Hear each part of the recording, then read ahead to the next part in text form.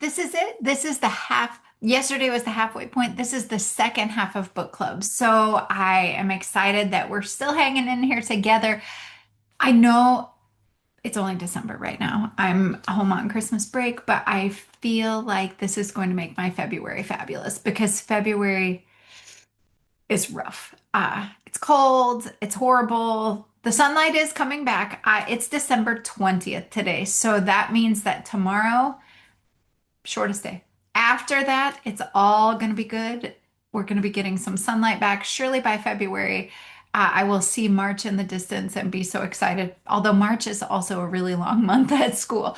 I'll see April in the distance. I'll be thinking of, well, March we have Central States Conference. So if you're going to be at Central States, I will be there. And April is the Mitten CI Conference in Saline, Michigan. So Saline, not Saline, Saline, Michigan. So maybe you can come to one of those and we can meet face to face, or if we've met, we can hug. So, I mean, even if we haven't met, we can still hug because I'm a hugger.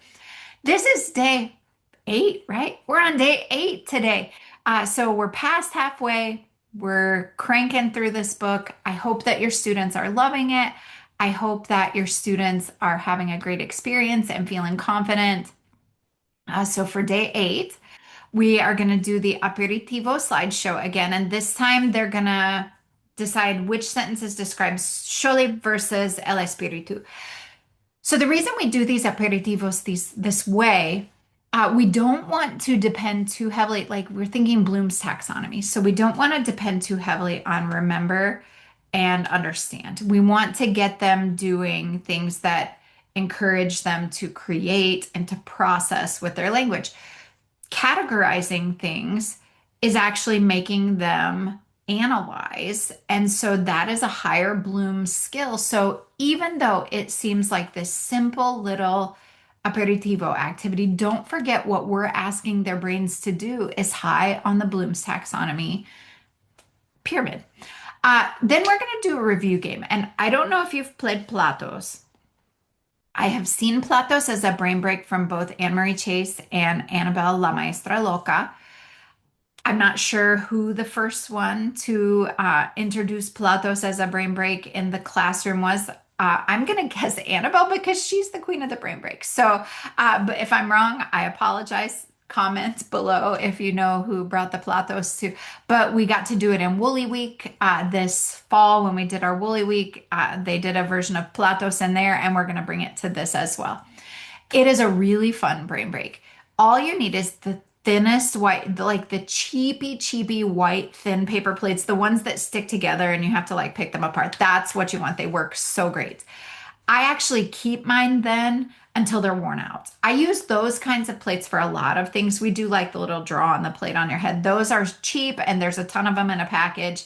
And when you play games with them, they hold up. But I use them till they're worn out. I just keep them on my table. You have to be sure that you like mark them somehow so that nobody comes in and tries to eat off one because they will have feet on them. Divide the class in two.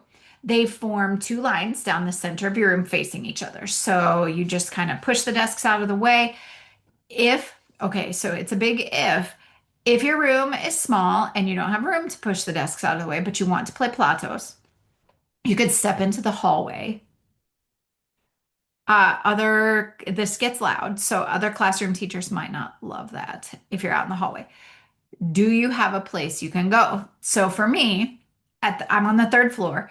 At the top of the stairs, there is a big square landing. It's perfect for this.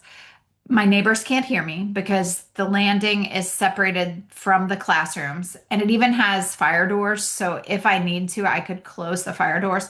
It gives me a place where we can be kind of noisy if my room doesn't work out. So we do go down there sometimes. So that would be a thought. Like, where could you go to just play? It's so fast. So you're not going to be playing for very long. But I would love to see you try out this game because it's a lot of fun.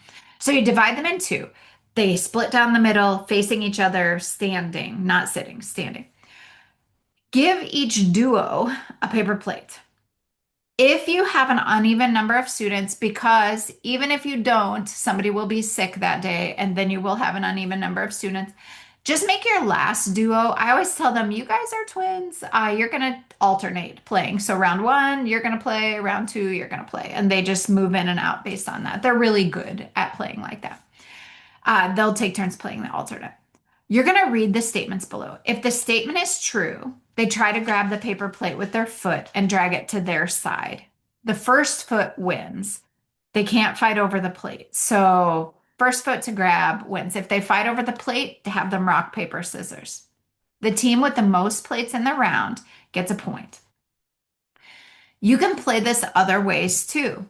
You could say statements about the story, true and false.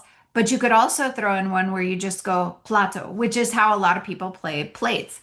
When you're playing and you say plato, then they would grab the plate. So you could say, if you're have them do the gestures from the vocabulary. So brilla or ayuda and have them gesture and then plato and then they have to grab the plate. So this game can be versatile. You can use it for other things too, but also it can just be a true or false, kind of like marker partner, marker grab, but with plates.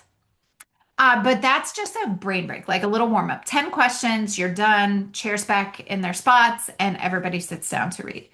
Our chapter is La Luna en el Agua. My dog's shaking her ears. La Luna en el Agua. We're going to read it together with our class.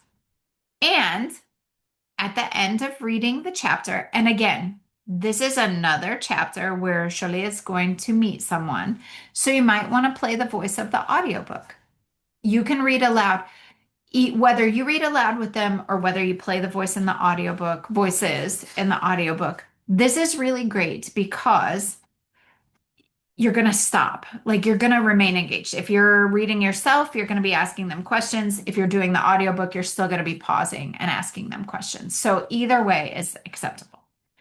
Your follow-up options, Picasso plates. I told you when I buy a stack of those plates, I want to use them for different things. So you need those same, it says sturdy paper plates, but I feel like those thin white ones work really well for this. What they need is the paper plate and a writing utensil. Everybody, you're going to give them a series of instructions to draw on their paper plate without looking at the plate. Like they have to keep it firmly planted on their head. Remind them if they move the paper plate to look at it, they lose their place. Like their brain can kind of track where things are until they move it. When they put it back, they lose track. So if you want, also, if you have Play-Doh, and I love Play-Doh, you can have them sculpt using Play-Doh instead of just writing on the plate. So they can sculpt the scenes as you describe them. Both are really great ways to get them listening and processing through their creation. The scoring, they're going to get 1 point for each item that can be clearly identified in their drawings or sculptures. So you can award. So the ancestor is a dog. They're going to sculpt the dog. The ancestor transforms into a plant.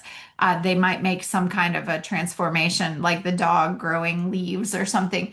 But then high scores, people that have the most recognizable drawings or sculptures are going to get the high fives, low fives. Instead of playing, oh, whoops, that's a typo. Dylan, we will have this fixed before you get there. Instead of playing Picasso of plates or Play-Doh, ignore this. It's going to be gone before it matters. If you still see this when you're watching this, that means you just need to update your files. Go back to your shared drive where the teacher's guide was shared with you, or if you bought it through somewhere to share.com, go back to your access sheet and access that again and get the updated copy. The second follow-up option is a worksheet. So you can just do the same questions, the same prompts, but as a worksheet. So we hope you have a great day 8.